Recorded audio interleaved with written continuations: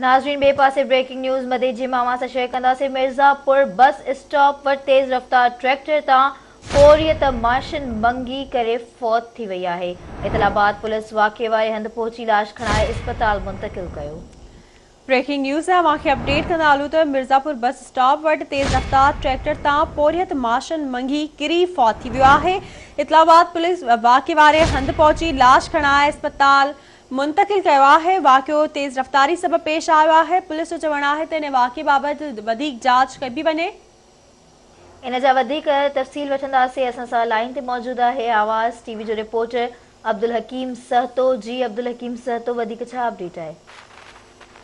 जी मदे जी वेझो ॻाल्हि थाने जी हद मिर्ज़ापुर बस स्टॉप सखल अटकाणो मेन रोड ते हलंदड़ तेज़ रफ़्तार ट्रैक्टर तां फ़ौरियत किरी पियो आहे, जंहिंजे नतीजे पुरत छॾे ते फ़ौत थी वियो आहे।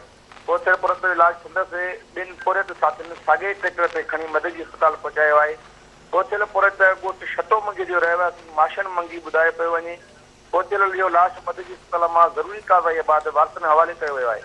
लाश ॻोठ पहुचण ते पुरत जे घर में कुराम मचियो आहे। फ़ौत थियल माशन मंगी जे दोस्तनि ॿुधायो त कचे में शिकार जी मज़दूरी ते वञी रहिया हुआसीं त पोइतो माशन मंगी ट्रैक्टर तां किरी पियो। रोड ते किरण करे दिमाग़ में धकु लॻण जे नतीजे में फ़ौत थी वियो आहे। जी वॾी महिरबानी अपडेट करण लाइ।